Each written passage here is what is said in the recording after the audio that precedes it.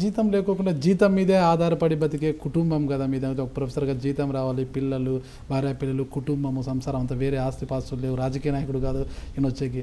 ఒక ఉద్యోగస్తుడిగా జీతం మీదే బతుకుబండి సాగించే కుటుంబం 3 సంవత్సరాలు జీతం లేకపోతే ఆ బతుకుబండి ఎలా నడిచిందంటారు? ఏవో కొద్ది సేవింగ్స్ ఉండేవి.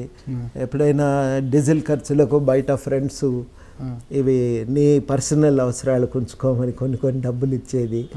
అది మెయిన్గా డీజిల్ ఖర్చులకు సరిపోయాయి. అట్లా ఇక ఏవేవో కొన్ని సేవింగ్స్ ఉంటాయి కదా, ప్రావిడెంట్ ఫండ్లో ఎక్కడనో. అట్లా మొత్తం మీదనైతే ఏదో గట్టెక్కిచ్చేసినాం. ఇక అది నేను ఆలోచన చేయలేదండి ఈ విషయం. నేను ఉన్నదన్నట్టు చెప్పాలి. ఎట్లా నడుస్తుంది కూడా, ఎట్లా నడుస్తుంది అని కూడా నేను అడగలేదు. మొత్తం మీద సతీమణి నా భార్య తాను ఆ విషయాలు మొత్తం మీద కిందో మీదో పడి గట్టెక్కిచ్చింది.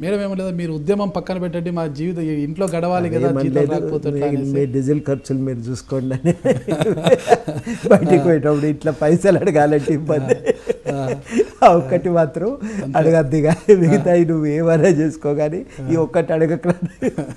అట్లా ఒక్కోసారి ఆ ఇబ్బందులు అంతే తప్ప. ఇక ఉద్యమ సమయంలో మేడం నుంచి మీకు బాగా సహకారం ఉండేదా? ఎందుకు వచ్చింది మనకి, మన ఉద్యోగం మనం చేసుకోకుండా ఇవన్నీ లేదు. ముందు నుంచి కూడా టెన్షన్ ఉంటుంది కదా, బయట కార్యకలాపాల్లో ఉన్నప్పుడు ఒకసారి అరెస్ట్లు అవుతుంటాము, గొడవలు అవుతుంటాయి. ఆ టెన్షన్ సహజంగా ముందు నుంచి కూడా ఉండేది. పిల్లలు చిన్నగా ఉన్నప్పుడు ఇంకెక్కువ ఉంటుంది కదా టెన్షన్, ఏమన్నా వాళ్ళకి ఏమన్నా అవుతుందో ఏమో అనేది. కానీ వాళ్ళు ఎదిగి మెల్లమెల్లగా వాళ్ళు స్థిరపడుతున్న కొద్దీ ఆ టెన్షన్ పోయింది.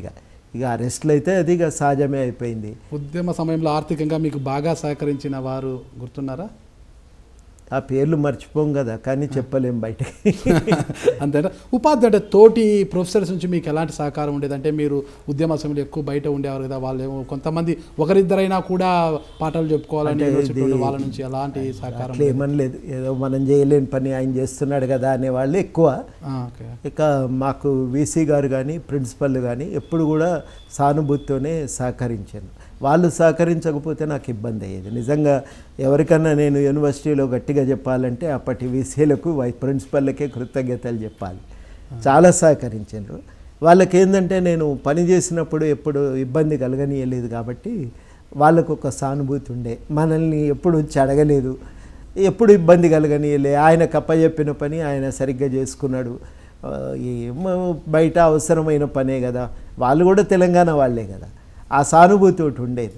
బయట అవసరమైన పనే కదా ఆయన చేస్తున్నది. కానీ లెమ్మన్నట్టుగా నిజంగా చాలా చోట్ల నుంచి వాళ్ళ మీద కూడా ఒత్తిడి వస్తే వాళ్ళు ఆయనకు లీవ్ హక్కు ఉంది, తీసుకున్నాడు. డ్యూటీలో ఉన్నప్పుడు ఆయన డ్యూటీ సక్రమంగా చేస్తాడు, మేము ఏమని అడగాలి ఆయన్ని అని వాళ్ళు గట్టిగా. విద్యార్థులతో అటాచ్మెంట్ ఎలా ఉండేది సార్ మీకు? బాగానే ఉండేది. బాగా ఉండేది సార్, మంచి అటాచ్మెంట్. అంటే